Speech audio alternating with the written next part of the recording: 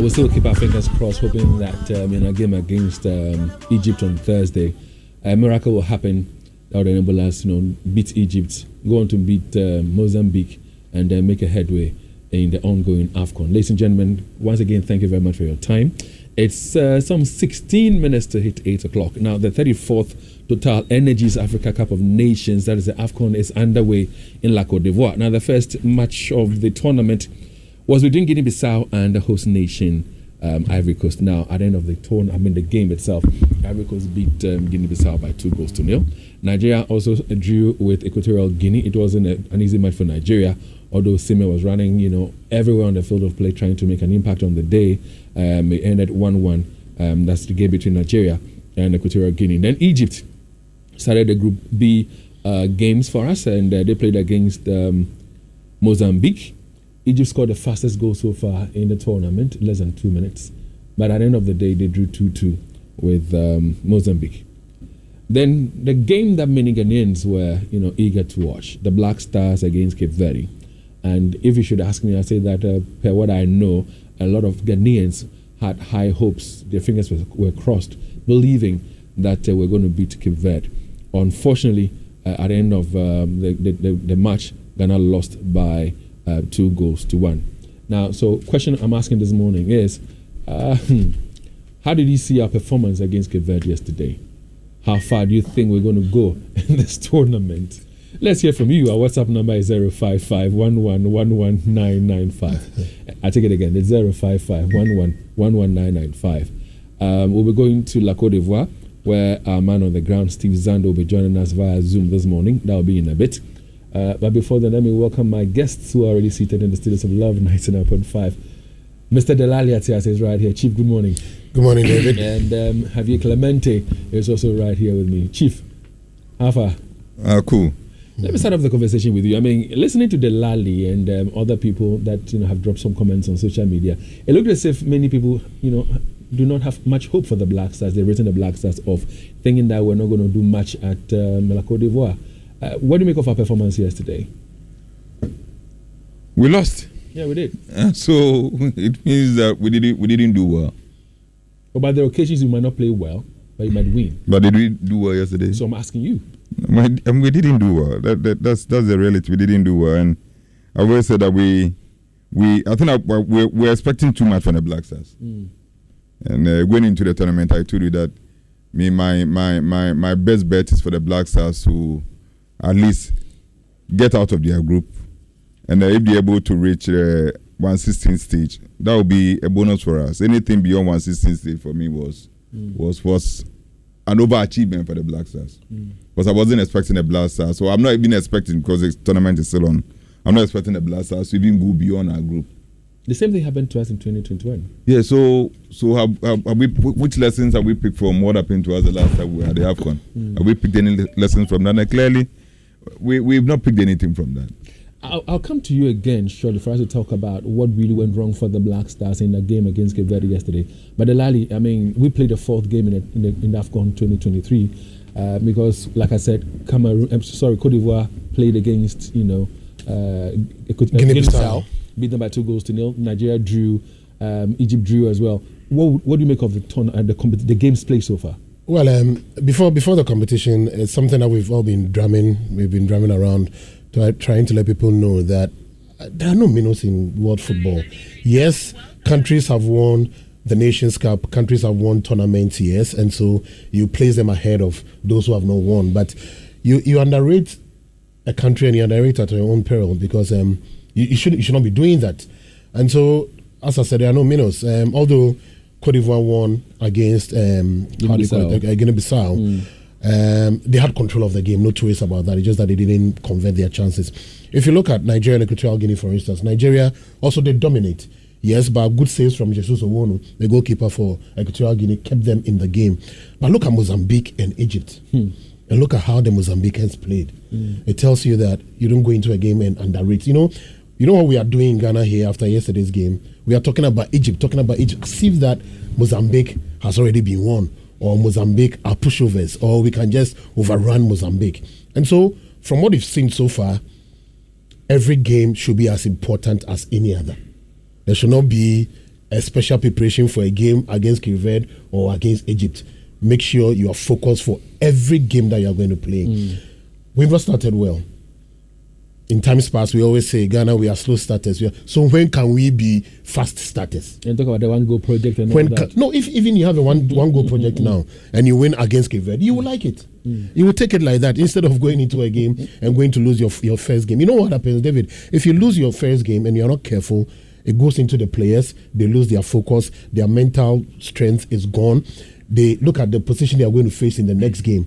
If you don't have a good psychologist in that team that can raise their spirits again, keep them on course, let them know that, look, we've lost one, but we've got 6 points more to fight for. Let's go for that 6 points. If you don't take care, you're out of the competition. We'll talk about the Blasters, but we will talk about the Blasters. I just want to build this and get to have a bit of an understanding as to how the games have gone so far. Mozambique, Egypt, the results, especially when Egypt scored the first goal within a space of 2 minutes and all that. Mozambique came in the second half, equalized, went ahead to get a leading goal, and then the penalty that helped Egypt to draw. Did Mozambique really surprise you? I think, yes, they did. I did not give them any chance at all against Egypt, but I think that Egypt also shot themselves in the foot because, after they scored that early game, they were in control of the game for about 25 to 30 minutes of the game. They were creating, but unfortunately, they were also wasteful up front. Then Mozambique came back in the second half. What surprised me about the Mozambican team was the fact that they were playing against Egypt, 7-time champions of this continent, of this competition. But the confidence was there. Although they were down, they knew they could come back. So getting to the end of the first half, you could see them really being into the game. Then you ask yourself, hey, is it Mozambique playing against Egypt?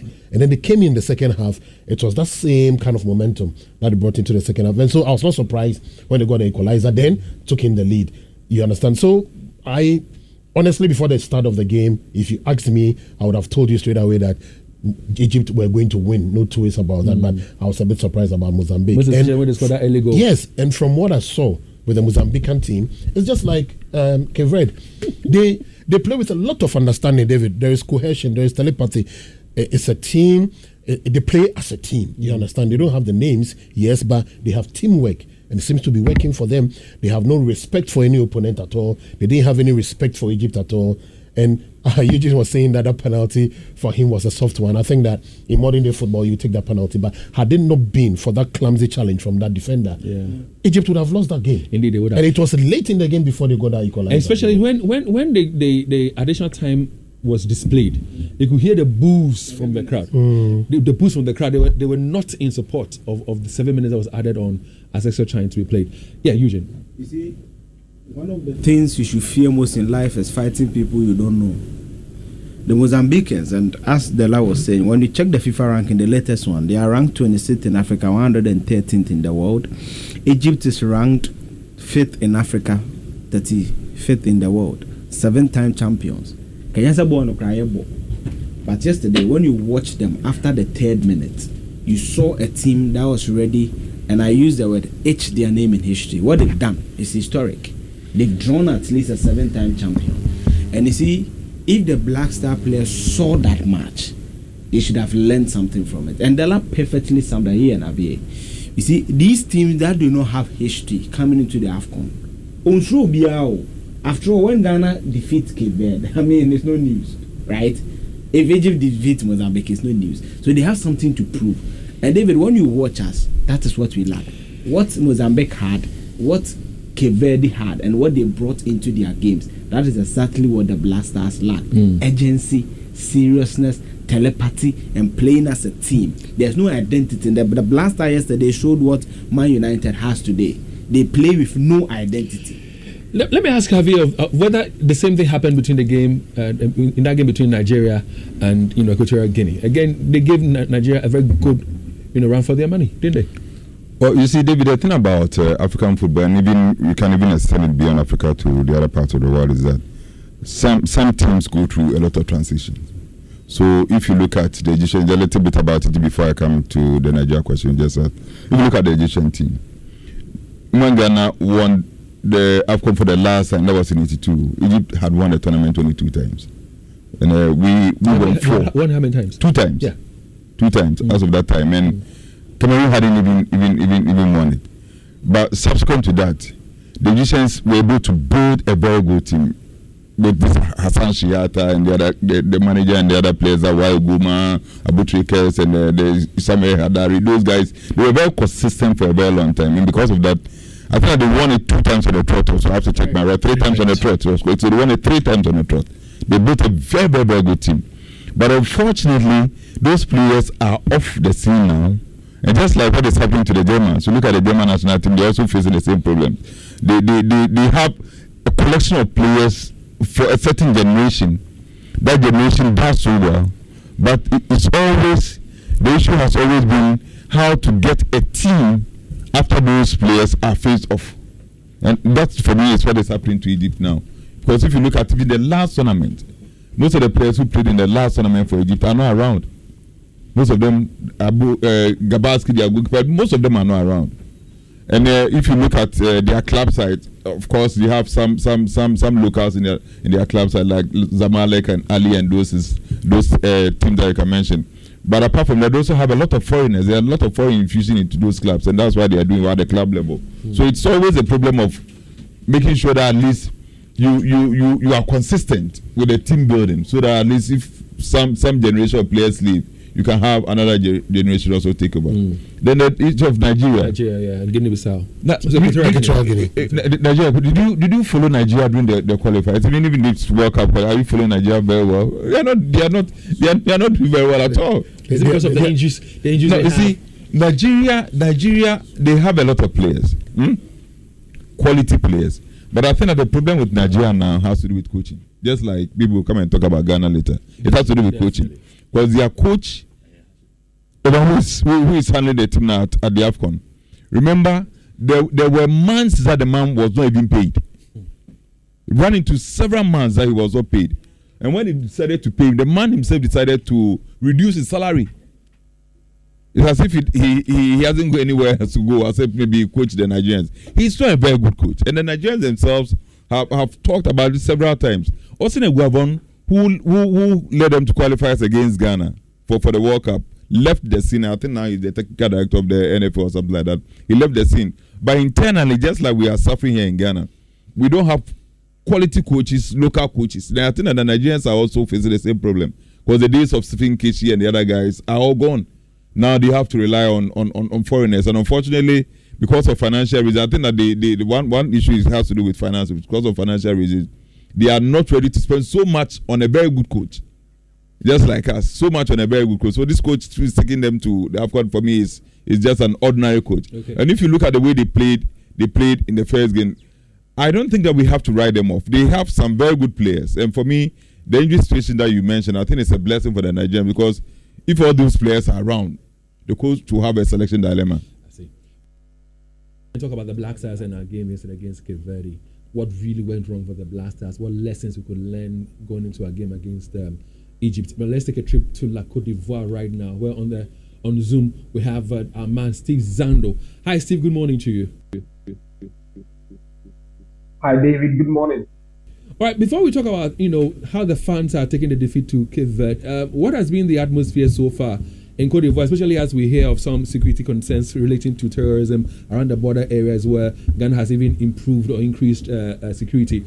How safe are you? How was your trip even to La Côte d'Ivoire?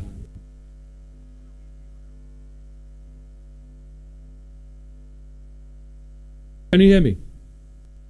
David, I'm struggling to hear your question, but I don't know if you're asking me how the fans took yesterday. I was asking how the trip was like for you, because we hear of some terrorist threats and all that. How's the trip like for you from Ghana to La Côte d'Ivoire? How is La Côte d'Ivoire itself as we speak?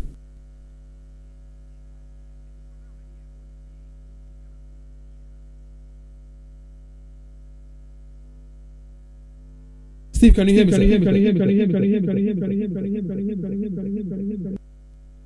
Having some technical challenges there. We'll be getting back to Steve Zando, to understand the situation in Côte d'Ivoire, to understand how the fans took the defeat yesterday, how hopeful they are going into our game against Egypt.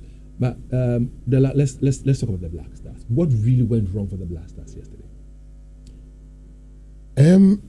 For me, this is how the Black Stars have played in the last 2 years or in the last 3 years. They've never been able to convince us. That's how come. Please indulge me. Listeners, if you join us on Facebook right now, Love 99.5 FM on Facebook, we're showing you excerpts of the game that was played yesterday between Ghana and Cape Verde. Go watch the game again. Maybe this time around the tension and the anxiety will be a bit low, so you might pick up a few things that you would like to talk about. But when you watch it, drop comments on our Facebook page as well. It's LUV 99.5 FM. That's how you can find us on Facebook. But again, how did you see the Black Stars performance yesterday? How hopeful are you? How far do you think we will go in this tournament? Our WhatsApp number is also 055-1111-995. Thanks. Let me hear you. Yes, I was just telling you that I've never been convinced with the Black Stars in the last 3 years or 4 years. It's the same type of performance we've been churning out. We struggle to score. We struggle to create. We don't play and enjoy. You sit back and you don't enjoy the Black Stars play. And so that's what has been with us in the last 3-4 years. You saw what happened in Cameroon. We were not virtually playing anything. We were not creating chances. Our players were playing as if there was nothing at stake. The commitment level of the Black Stars is not there. And prior to this tournament, I heard Coach Kwesi Appiah, former coach of the Black Stars, talk. He spoke before the competition. Then there was one other, Kosinyi Ntechi also spoke before the competition. There was some other individual, Siki Akono also spoke, Master Okunedu spoke before the competition. And they were drumming one thing. They said that the coach should be bold enough to select the right and correct players for the game. For me, for instance, look, you were talking about Joseph Paisley and why he should not have been substituted and all that. But me, if you ask me, I'll say that Sadat Bukhari should have been introduced in this game early enough. Or can't we have the confidence and start Sadat Bukhari in the game? Because look, if you look at his pace, his stamina, and even his skill on that flank, he's someone who will torment opponents. He will torment just like Semenyo was doing. I mean, he's everywhere on the. That's how do you call it? Osman Bukhari is. We left him late and brought him in about 10 or 90 plus 3 minutes. Some few minutes to the end of the game to come and do what? Look, David, we've been struggling against Comoros from Cameroon. We meet them at the qualifiers. We are struggling. We've been struggling against Central African Republic. We've been struggling against Madagascar. We've been struggling. Even look, you talk about commitment on the part of players. Let me ask this question: why are we unable to call up players who will show enough seriousness and commitment for the Black Stars? Now, I'm sure that La Côte d'Ivoire have been able to do something in that stead. So, for example, Zaha comes and does not give off his best like he does, for his club side. So they don't even invite him. What is preventing Ghana from calling players who will show commitment, seriousness, and dedication towards the team? Probably we are not seeing the commitment. The technical team are seeing the commitment. That's how come they will consistently be inviting this same kind of players. You understand? Look, there's been talk. There was a lot of talk about why people feel that Ashimeri should be starting this game.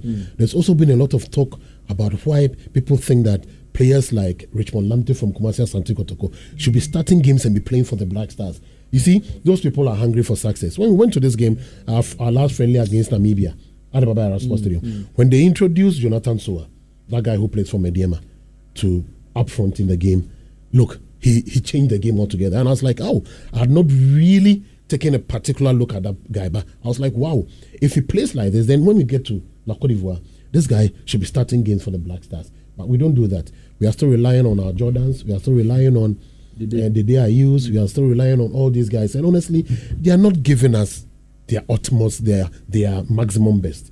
They are not giving us their maximum best. Why are they doing that? I don't know. Financially, I think that everything is in place for them. In the last few tournaments that we've gone, we've not heard anything about bonuses. We've not heard anything about appearance fees. We've not heard anything about non-payment of, winning bonuses and all that. And so I just don't know what really is happening. But for me, I think that technically we are bankrupt. Okay. This coach has not brought anything to this team. We have no identity. We cannot say that since this coach came, our game has always been offensive. We are always struggling. No creativity in midfield. Look, yesterday, for instance, look at our defense. Look at how Cape Verde were just making inroads. They were tormenting our defenders. Look, they were entering our defense with ease. Yeah. No difficulty. You see, no difficulty. It was 1-2, 1-2, 1-2, and they are in our 18-yard box. And you're talking about the goalkeeper. For me, yesterday he was very good because he saved a lot of point-blank shots. how do we even allow these boys to get into the 18-yard box? But Delali, in as much as he did some amazing, wonderful saves as well. Yes, I'm wondering why he would punch some balls into an opponent's pathway for the score. No, but it's not him who is punching the ball into an opponent's path. A shot is played. He cannot make a first-time grab. He punches the ball out. What is the reaction of the defenders at that moment? You stand watching for your opponent to come over and then come and take advantage and play. What were the defenders doing in there? They were standing ball watching. The goalkeeper has done his best. He's come out. He's punched the ball. He cannot decide I'm punching the ball directly to you or no. It is in the heat of the moment. He punches the ball. What was the reaction of the players? That has been the reaction of the defenders. Let's take a trip back to Cote d'Ivoire, hoping that Steve Zando will hear as well this time. Steve, how is the connection now? Is it better? Can you hear me now? Is it better? Can you hear me? All right, so if you can hear me, I was asking earlier as to how your trip was like, to La Cote d'Ivoire because of the threats of terrorism that we're hearing and all that. What is the situation like? How is the trip like for you? What is the situation like in La Cote d'Ivoire as we speak by way of security?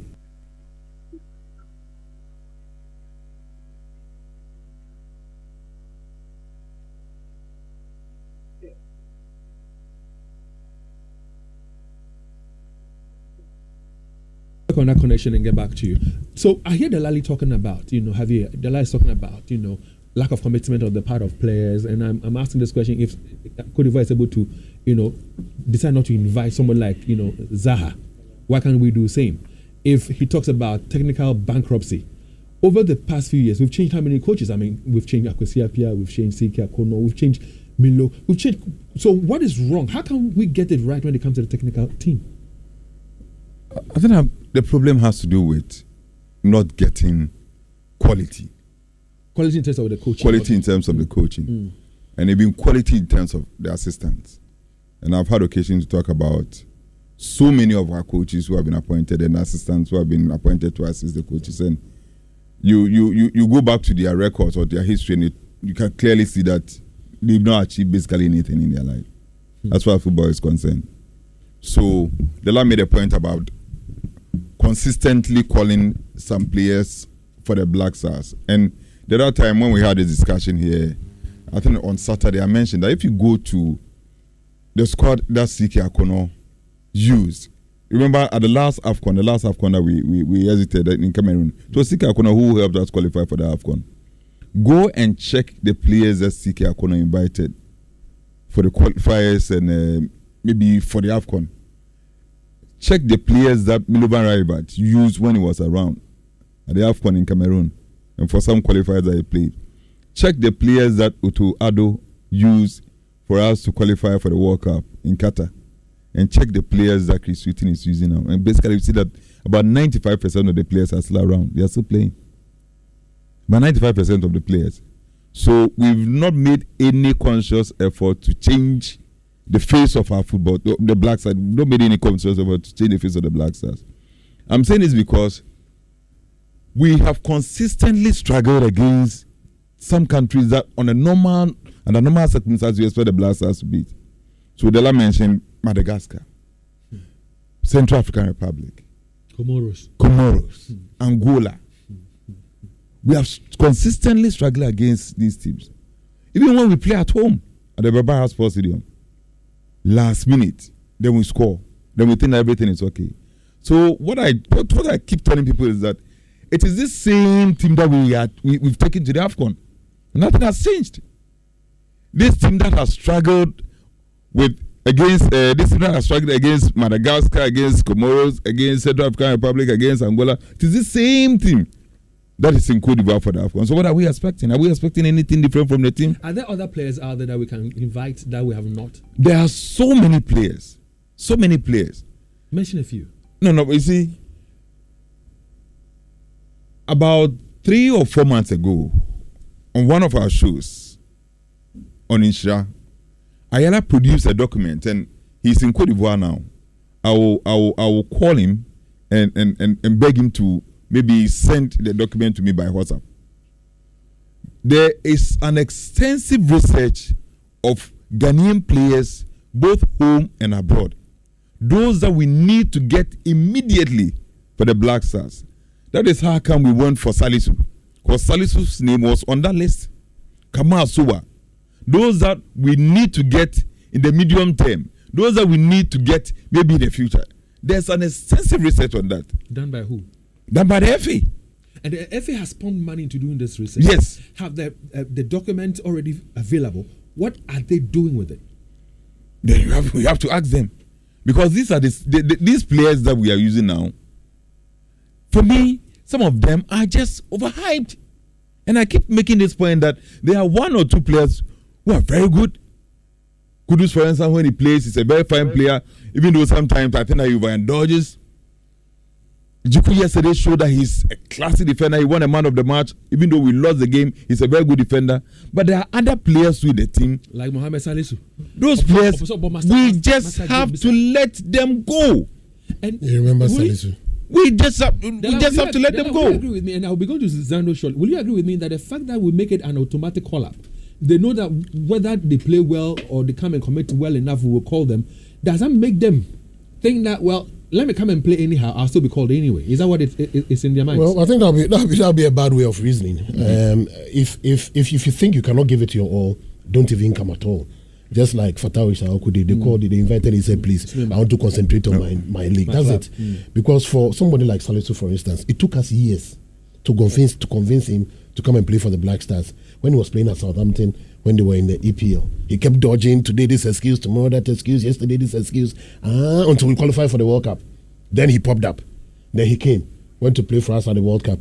So when you talk about his commitment, I will tell you that from the way he even started, I will not be, and he's just coming back from an injury. He has played just a game for Monaco before this tournament. And so he will come and he'll be thinking of the fact that if I come and I get injured, I'm going to lose my position at my team again and all that. And so probably I'm not going to get the best out of him. Let's get the people who we feel will be committed enough to kill, to die. Local boys and all that. To die for the cause. Let me try one more time to see if Steve Zando can hear me now. Stephen, can you hear me? Is the connection better? Good morning. Yeah, David, good morning once again. I'm hoping the network, we'll be lucky with the network this time around. Praying, so my fingers are crossed here. So I just want you to give us, a rough idea how your trip was like to La Côte d'Ivoire, because we hear of some, security threats, some terrorism attacks and all that, to the extent that, Ghana has increased border patrol and all. How was your trip like to La Côte d'Ivoire? How's La Côte d'Ivoire 8 of us we speak as the AFCON has begun? Well, I don't know if it can be described that way, but we spent 18 hours on the road because we were traveling by bus. When we got to Elubo, the Ghanaian immigration officers there decided to meet us halfway, and they made some checks, some inspection, because they wanted the security checks at the border to be a mere formality or just profiling. So they did that, and we made another stop at the border. Right after the border, we made another stop, and after 2 hours into the country, Ivory Coast, we were met by escorts, police escorts. And basically, they wanted to ease our passage into the city Abidjan, and I mean that is where most Ghanaians started complaining, because it was really difficult, because we had to make a lot of stops on the road, and just imagine people in the bus for close to 18 hours, they are not taking their bath, and what have you. You drive for like 1 hour and they will ask you to stop and wait for your colleagues and all that. It was a difficult moment for the Ghanaian supporters, but in the end they endured, and we spent 18 hours before we entered our place. Thank you very much for that update, and I'm thankful to God that all is well with you and the team there.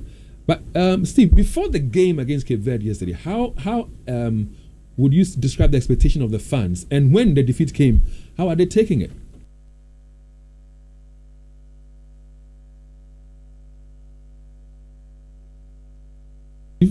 Steve, can you hear me?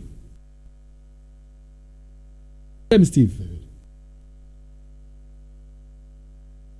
Again, we're having challenges, with Steve's connection, so we'll end it here. But I was impressed with the fans, even at the point in time when we were a goal down, They were still cheering the Black Stars on with all their Samhomo and all that. What else could they have done? But there are times you and I know that the fans will go to sleep. But for those people, they are taking there purposely for them to go and support the Black Stars. They didn't go on their own. They had no choice. They went on the ticket of Ghana. So they have to sing to the end. And they will take money too for that. They will pay them to. So that is their work.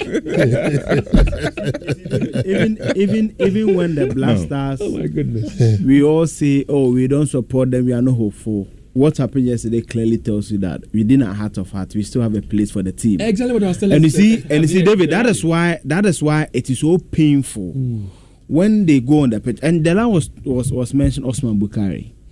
Osman Bukhari has played in the Champions League this season. Champions League. It's not like he's a bench player. 16 games, 9 goal contribution. He sits on the bench and come on the 90th minute. You see, and when Dela was speaking, it's fair to say, he made mention of even the telepathy, the commitment of the player them. So David, coach in there were born. I'm convinced by what I saw yesterday, the coach no more. But the players themselves, David, there's too much lethargy. Salisu. I mean, as if as a Mardini be, as a Bobo Papa be, or yes be, your person your park. David, see, if Salisu gave Jiku a little bit of what Jiku did. Yeah. Oh, Charlie David, but these boys that we invite them in. Let me rope in Fifi Manfred, who is also on the line, wants to add his voice to the conversation. Fifi, good morning to you. Hi, good morning, David. I don't know where you want to start your contribution from, but a lot has been said so far in the studio. The fact that we invite some players, some of them will have to beg before they change nationalities or even agree to come and play for the Black Stars. Do they feel our pain? That for 42 years, this cup has eluded us and therefore we need the cup badly.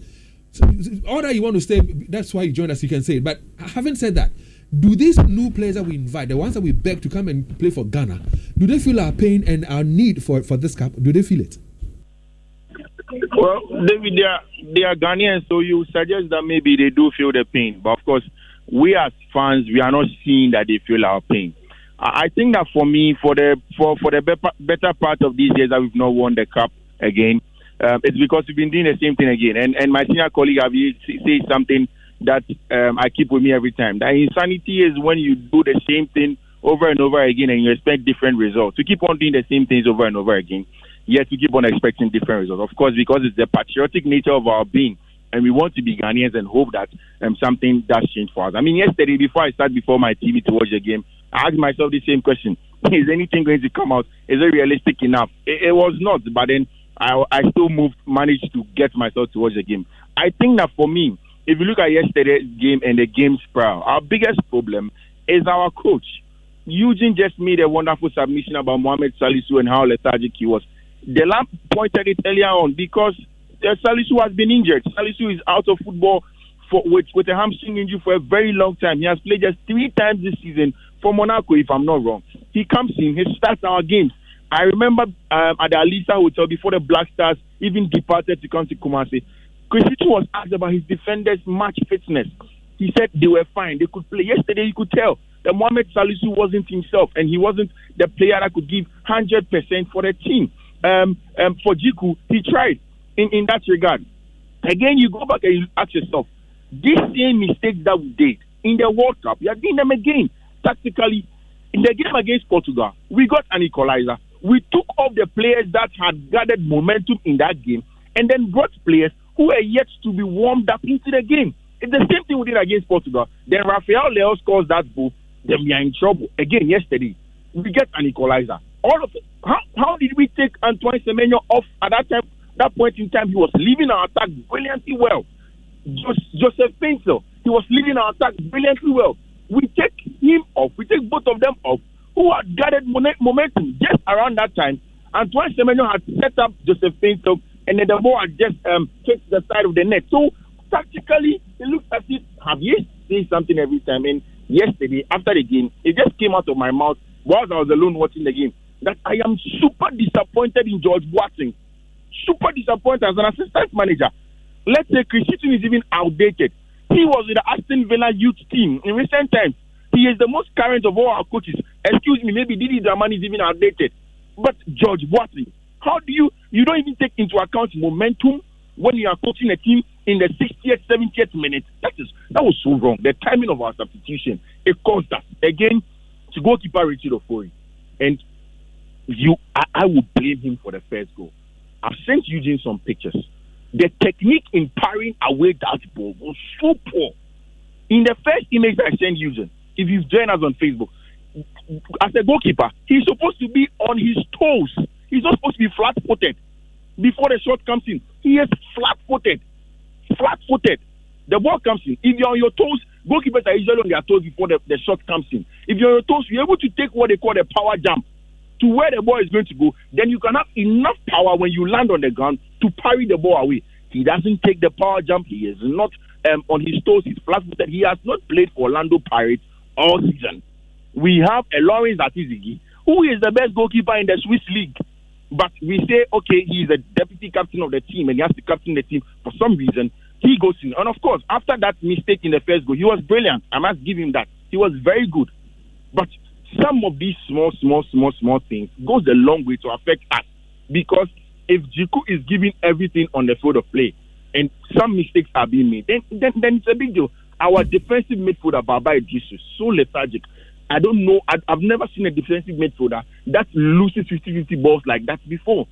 So there are a lot of things that we've not done in our team because we keep on making the same mistakes. And I'm worried because when we discuss coaches in this country, the conversation is usually about if he can be controlled or not. And that is why on Saturday when we were on our show, Dela did mention he played voices of almost every stakeholder who has been in the conversation of our Black Stars, saying that the coach should be bold, the coach should be bold, the coach should be bold. Because in the past, we've allowed ourselves to get elements, to get people who control coaches and what. Because coaches should not be even spoken about with respect to whether they should be bold or not. It should be about if they are good enough, what's their CV. Because if we're looking at solely that, Chris Hughton wouldn't have been our coach, I'm sorry.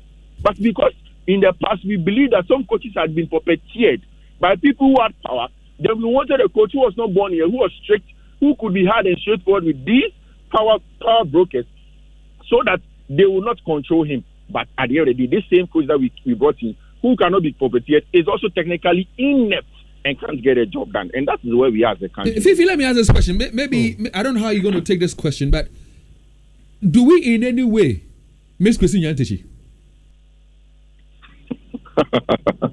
Well, I mean, I don't know. I mean, personally, I think that maybe if we had continued, it would have been here. But I don't know. We are just at crossroads, David. Javier, do we miss Nyantichi in any way? Why are you bringing Nyantichi to this conversation? I mean, if we're talking about puppeteers of a coach and then coach who cannot have control, but the same thing. So are we missing him in any way? Because in his time, we're able to at least do better than we're doing right now. No, but I think that most of the coaches that I mentioned were around when Kwesi Antich was around. But consistently under him, we were in the semi-final. Yes, but is it because I'm not saying that because of the question. Is it because he didn't influence them? Is it because he didn't influence them? Or we had a better team there? I think that we had a better team there. We had a better team. The bottom line is that we had a better team there. David, I'm coming to see under Kwesi Antich, we had the base of the team. So, for example, when it comes to midfield, Anthony Annan was consistent, Michael Essien was consistent, Lai Kingston was consistent, Sule Muntari, Stephen Appiah. At least these 5 players. No, they're reporting even the rest. Exactly. But you see, just to add to what you didn't say, I think that the other leg of this conversation is that, you see, if you have a team, you should be able to know where the strength of the team is. The players are. The players, yes. Yeah, and position. Yes. Where the strength. So the list that Eugene just gave us: Anthony Annan, Michael Essien, Sule Ali Muntari, Stephen Appiah, Lai Kingston, all those guys were solid. They were solid midfielders. Mm-hmm. So some years back, the Black Stars' strength was in our midfield because we used to have some Amoa and Junior Gugu, and those guys were our strikers. Yeah. They were our strikers, and so maybe ordinary. Recently we had a Samoan, and those guys were ordinary. But we go into a game and we still win anyway because we had a solid midfield at that time. The strength of this current Black Stars is in the wings. We have a lot of wingers. So we talked about Osman Bukari, Nyama, Inaki Williams, Pencil, all those guys. They are all wingers. But surprisingly, Chris Hughton starts these players either from the bench or they didn't even get the opportunity to play at all. So you are playing a game with the strength of the team, not on the field at any point in time. And when you are about to make a substitution, you effect those substitutions at the time that they will come on and will not be able to impact the game. Let me tell you this. When we equalized, I saw Masudi Dramani and George Boateng go to Chris Hilton. Yes.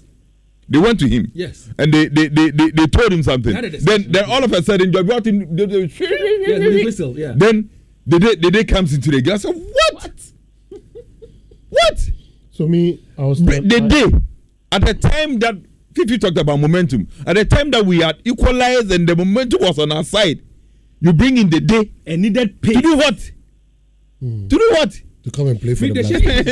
Inaki Williams and was it Nyama and all that. It was only Nyama who at least made a few incursions up front. But the question is, for Inaki Williams the day, I didn't see much from them. David, the question is, the time that he brought Osman Bukari into the team, 90th what did he want him to come and do? You make those kind of changes. You make those kind of changes when you are leading a game and you are under pressure. Then you want to cool it down. So then you waste time by making a change. But at that moment, what was he coming? What was he coming to contribute for us to get a draw? David, see, Fifi made a very fantastic point, and I think that we've not spoken about the goalkeeping department. You see, David, when we went to the World Cup, who was our goalkeeper? Who was our number one? Atizigi. Yes. So going into the AFCON, yes, I think the two other goalkeepers were not entirely fit for the World Cup. Yes. So Atizigi was the number one, and he was in the post for all the matches. Now you're going to the AFCON. Again, you are talking about momentum and picking the right players at the right time. We pick a deputy captain because of what Fifi said, leadership. Now, this player has not played entire season on. But he was good on the day. No, I'm coming. No, I'm not saying it's not good. We are talking about momentum. Momentum. So, on what accord are we placing him ahead of someone who week in, week out plays? That's the point. I'm not saying it's not good, but I'm saying that on the score of the two, was he good on the day? For me, if I'm rating him, maybe 5 over 10, because all the 2 goals, I can fault him to understand. For me, if I'm rating him, I'll rate him 8 over 10 yesterday, because apart from the goals that he conceded, he made a lot of saves for us. Good saves. A lot of good saves. And who says Atizigi wouldn't have made those saves? Oh, but he's not the one who was in our post and went to the World Cup. He didn't concede goals. He considered goals. David, I think we have to be very consistent. Consistent in the sense that we've talked about momentum. But when it comes to the goalkeeper, what is the discussion around Salisu? The discussion around Salisu is that he's been injured for a very long time. He's so active. He's not been playing. Now we are talking about Richard Ofori in the same vein, and all of a sudden Richard Ofori must play. It's a good point. No two ways about that. But for me, his performance yesterday, you can't sit here and say that there's no momentum, because he did his utmost best on the day. What were the defenders doing in there? What was Gideon Mensah doing? What was Dennis Odoi doing? You need to control defense. Shout at them if need be. Is Atizigi?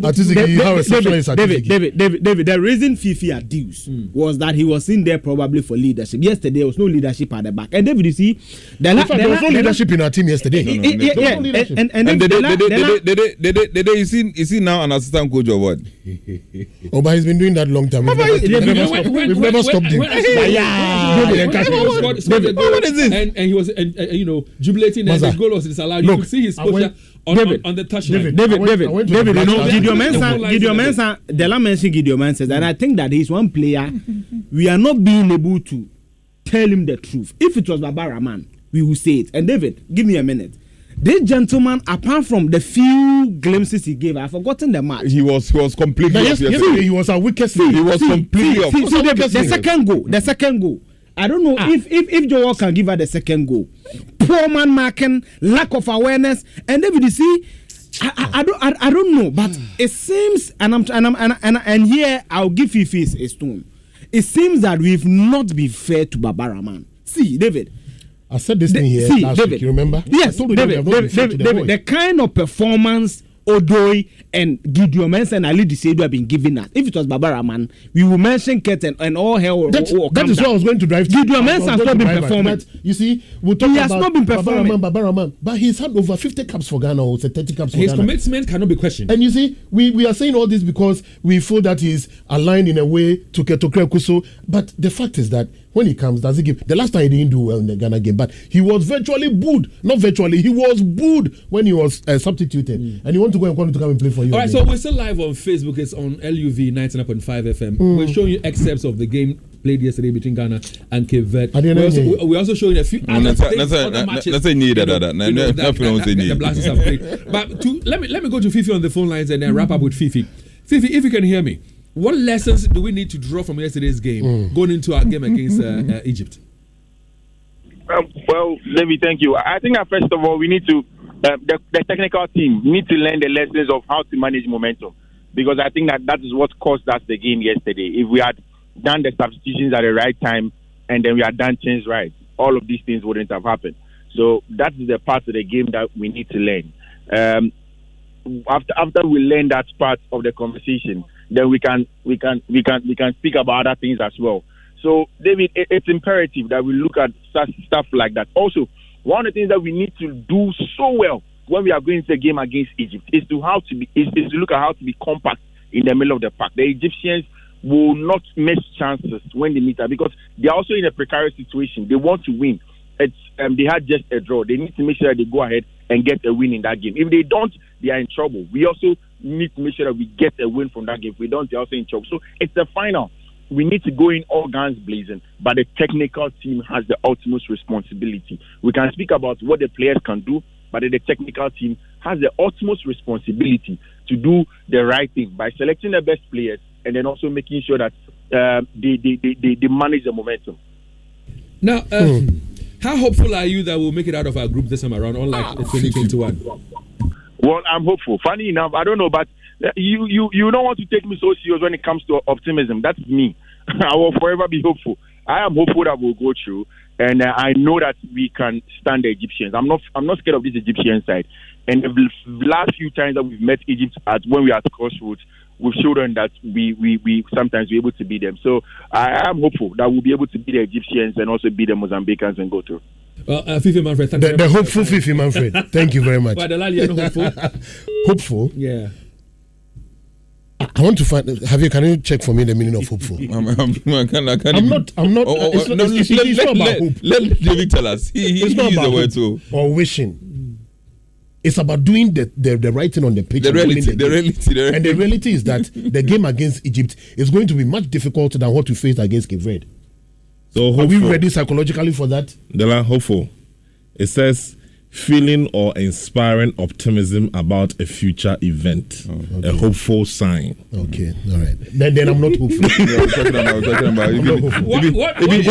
ground. Even the president is even a problem. What about the future? What should we do differently, in your own estimation? Well, I think we're already in Cote d'Ivoire. We've already assembled the players that we have. We need to get a selection right. That's all. That's all we have to do. I was hoping that probably we could get Kudus to come into the game to bring a bit of creativity. But from where we are now and how things are going, it doesn't look like. How bad is the hamstring? We are going to get it. It's as bad. It's very bad. That's how come he did not play, and that's how come he's not trained fully with the team. I don't know what's going to happen between today, Monday, and Thursday. Whether he'll recover in time and train and get that momentum in time to give off his best for us in a game against Egypt. But look, there are two things that we should keep in mind playing against Egypt. That when it comes to the technical understanding of football, of the game on the pitch, they are streets ahead of us. No two ways about that. The understanding of the game, they are way ahead of us. Two, you should know that you are playing against a North African country that is wounded by drawing a game, knowing that if he loses against Ghana, probably they are also out of the competition. They are going to play the mind game. If you don't take care and they score you first, know that you are in trouble because they'll be falling down, they'll be wasting time, they'll be confronting the referee, they'll be doing a lot of things on the pitch that will, how do you call it? Frustrate you. It will totally frustrate you. And so we should be really focused and really psyched up to know that we are facing the Pharaohs of Egypt. It's not going to be easy. But it's not going to be easy. The boys themselves, and I'm talking about the players, Do they themselves appreciate what we go through as supporters of the Black Stars? Do they themselves appreciate the fact that, listen, at the end of your footballing career, we don't necessarily ask how much you made by way of purse, money, but what you have to show for it?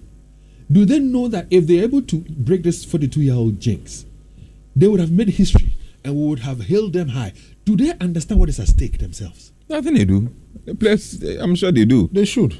They do. They do or they should. I don't get it. They look at the boys and their posture on the field of play as if there's nothing at stake. They know. Ask myself, what is this? David, sometimes, and it's people talk about boldness. Sometimes you need somebody who is very bold to bring the best out of a certain situation. This current crop of Black Stars players that we have, some of them are very good. Just like I said, some are very good. They are very, very good players, and we watch them week in, week out play for their clubs in Europe. Very good players. But the thing is that when they come to play for the Black Stars, or when they come to play for Ghana, their mood, their attitude, and everything changes. Why? Do we know why? It is because for me, we've not been able to get a coach who will tell them as it is. What about orientation? Orientation will come later. We've not been able to get a coach who will look at them in the face and tell them what it is. All the coaches that we've had are coaches who have come. What kind of a coach does the Black Star need? Is there a name you have in mind? A coach. We need a redhead type of coach. Dave, the last 4 coaches. Why was Kwesi Appiah appointed? Yes, President Akufo-Addo. So why be that? That let's not deny it. Why was Milo brought? Milo was brought because he took us to the World Cup. Member was just there. And he took us to the World Cup. And you see, David, the very committee that even was appointed to elect the coach tells us how we view football. 3-member committee. 3-member committee. And no given 12 days. And let's look at how Chris Hughton was even also appointed. No, I'm coming there. So I've cleared Milo. How was Otado appointed? Well, the president. How was Chris Hughton? Oh, if any do Otado about the honor and president so far the Emrani of Kofa Chris. You see, when you run football with this kind of ludicrous mentality, how you got David? I'm coming, David. The last said something. Born any but let's play so. How can you say what should we do? I think what we should have done. That is for me. That's what the question. What should we have done? We cannot afford Reina. It beats my mind. No, but I'm looking at the tournament and the question what we have to do to make it to the next year. I think that the question should have been what should we have done to make sure that we move. Because we learn from mistakes. We learn from mistakes. So maybe we made a first mistake. As it is now. There's nothing we can do about it. I'm telling you. You think we don't have what it takes to beat Mozambique and Egypt? If we lose to Egypt, we are out of the competition. I know, and I'm asking that you guys are saying there's no way we can beat Egypt and Mozambique. This Black Stars players that I saw yesterday. Is there no way we can beat Egypt and Mozambique? David, Black Stars players that I saw yesterday. They should shock us. The Black Stars players that have played the qualifiers against the country that I mentioned. Are you optimistic that all of a sudden this team can do well? The unfortunate, and I condemn it on certain terms, the unfortunate attack on Chris Hughton by a fan to tell him that Charlie Ghanaians are angry now. So maybe Delali says that to get it right, we need to get our selection correct. So maybe based on what has happened and all the conversations around on social media, on radio, television, and all, maybe the team, the Boateng, what's the name? Dramani, and then Chris Hughton. We'll get to realize that Charlie no. Let's go back to even the qualifiers and let's go back to the World Cup qualifiers that we are currently playing.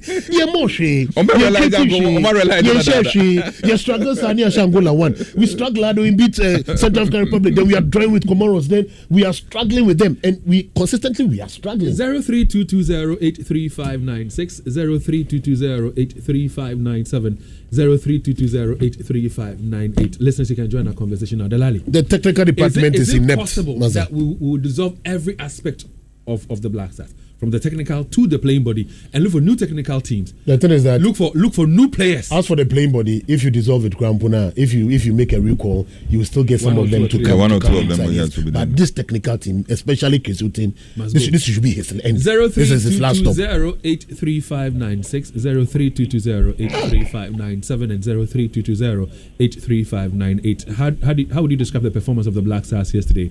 How far do you think we'll go in the tournament? I've got David Ken and Sledge on the line. Let's start with David. Good morning, sir. Good morning, David. How are you? Charlie, hey, the Black Stars disappointed. Yeah, David.